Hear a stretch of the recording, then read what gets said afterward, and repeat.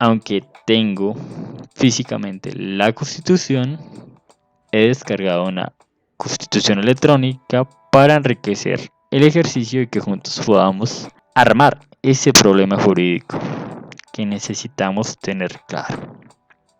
Entonces nos remitiremos al artículo 215 para pues revisar un poco la competencia, pero más allá los motivos justificantes para el conocimiento de la Corte y el tema que revisará con cuidado. Entonces, artículos 212 y subsiguientes del capítulo 6 de la Constitución Política nos habla de los estados de excepción.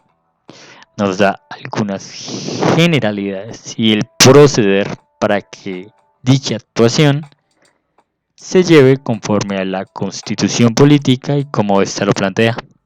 También pudimos ver, como se resaltó, que la competencia está en el artículo 215, en su parágrafo, ya que nos dice que el gobierno enviará a la Corte Constitucional al día siguiente de su expedición los decretos legislativos que dicte en uso de sus facultades. Entonces podemos intuir que le compete a la Corte determinar si las disposiciones y el actuar procesal del decreto 417 de 2017 se ajusta a la normatividad del capítulo 6 de la Constitución Política.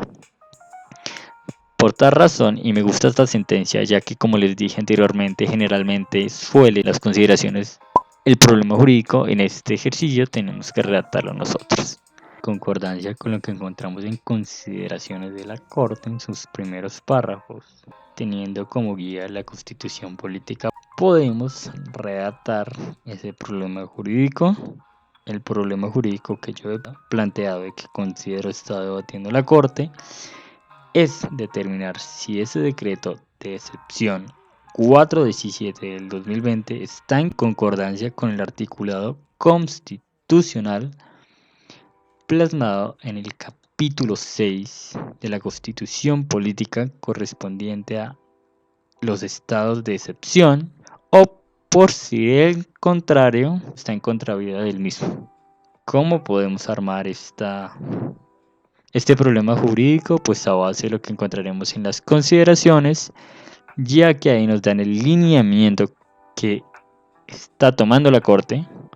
A base de este podemos determinarlo nosotros. Bien, teniendo en cuenta que estas sentencias C, como lo mencioné anteriormente, están destinadas a revisar la constitucionalidad, nos vamos a ubicar en el tercer paso, es decir, el deciso o parte resolutiva. De manera azul les he puesto la parte donde podemos encontrar, volvemos a ir a la sentencia y ubicaremos el resuelve.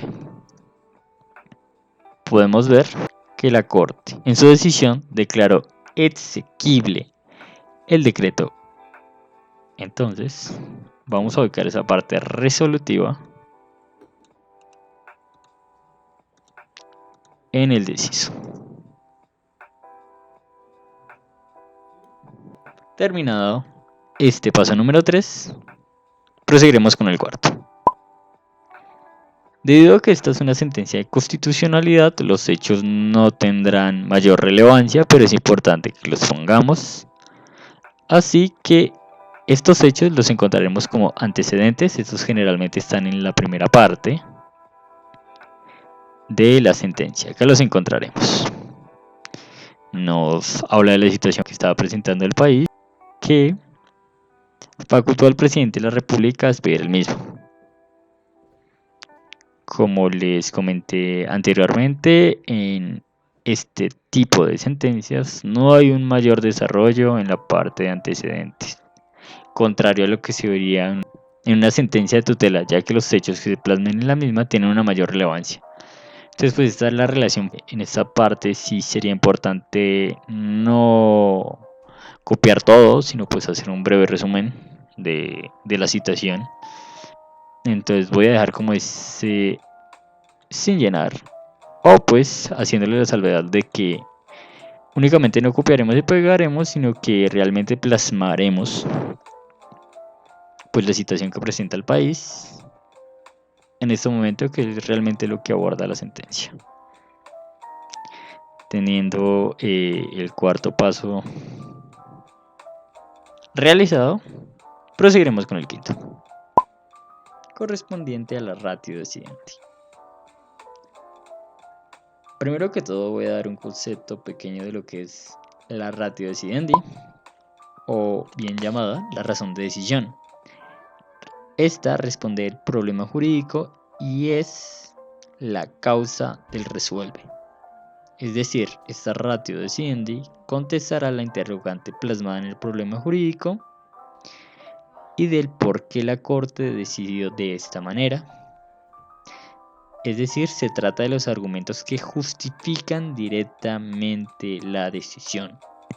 Ahora, teniendo en cuenta que la ratio decidendi hace alusión a ese soporte donde se conectará y se resolverá ese problema jurídico, vamos a aprender cómo encontrar la ratio decidendi. Entonces, lo primero que debemos hacer es identificar el problema jurídico. Nosotros previamente ya lo tenemos identificado, así que es importante que lo tengamos en mente. Lo segundo que vamos a hacer es definir la decisión, es decir, resuelve la parte resolutiva de la sentencia. Nosotros también tenemos esta disposición. Y lo tercero es que teniendo claro el problema jurídico y la decisión, podremos identificar los argumentos que unen estos dos extremos.